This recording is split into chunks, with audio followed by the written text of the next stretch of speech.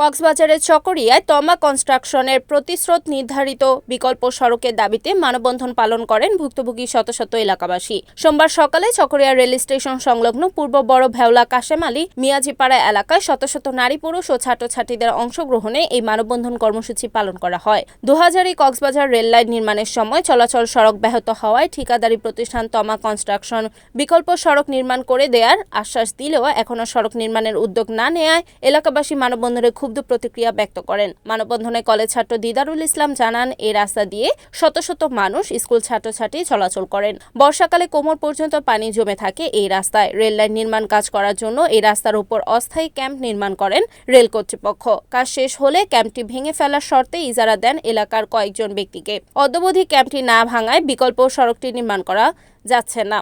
দখলবাজদের উচ্ছেদ করে বিকল্প সড়কটি নির্মাণে রেলওয়ে সহ সংশ্লিষ্ট কর্তৃপক্ষের সুদৃষ্টি কামনা করেন তিনি। অনুষ্ঠিত মানববন্ধনে বক্তব্য রাখেন পূর্ব বড় ভেওলা ইউনিয়নের বিএনপি সাধারণ সম্পাদক জাহিদুল ইসলাম, মৎস্যজীবী দলের সভাপতি মাহবুবুল আলম, এলাকার প্রধান সর্দার নূর হোসাইন, আব্দুল কাদের, নুরুল কবির, কলেজ শিক্ষার্থী দিদারুল ইসলাম, মোর্শেদুল ইসলাম প্রমুখ। এটা রেলে তমা কনস্ট্রাকশনের রোডের ড্রয়িং ছিল। এই রুটটা মাননীয় টিউনি মহোদয় এসে রুটটা ড্রয়িং করে গেছে। এই রুটে কিছু ঠান্ডাবাজদের কারণে, কিছু ভূমিদস্যুদের কারণে এই রুটটা হচ্ছে না।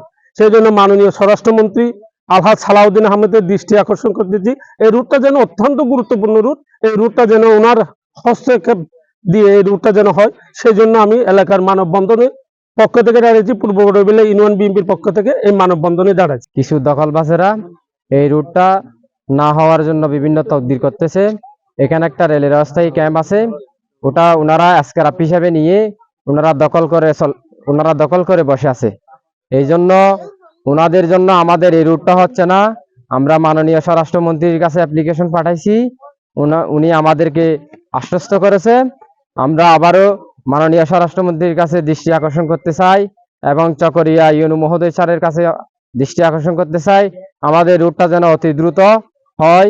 আজকের দাবির জন্য আমি সর্বপ্রথম আমাদের মাননীয় স্বরাষ্ট্রমন্ত্রী জনাব আলহাজ সালাউদ্দিন আমাদের দৃষ্টি আকর্ষণ করতেছি এবং চকরিয়া প্রশাসন থেকে শুরু করে ইউনু মহোদয়ের দৃষ্টি আকর্ষণ করে বলতে চাই যে আজ থেকে 4 বছর আগে আমরা সবাই স্থানীয় চেয়ারম্যান সহ তখনকার ইউনু ছিল জনাব জিফিদুমান স্যার, সবাই একটা মানববন্ধন করেছিলাম আমাদের রাস্তার জন্য।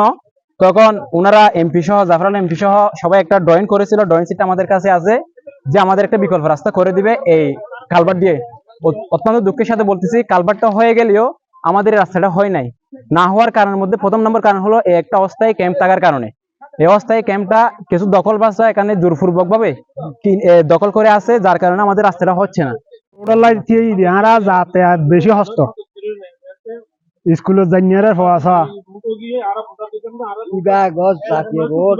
আমরা চকরিয়া যাই নাহারি কেতির মালামাল যাই নাহারি রোড ফেলা বলি এরা তাহলে আর স্কুলে যাই নাহারি দিয়ে বর্ষা হইলে রোড এবার থানি হয়ে যায়, ফুট হয়ে যায়, গাড়ির চলাচল না করে, তাহলে হারণে আর হনমকে যাইতে না পারি।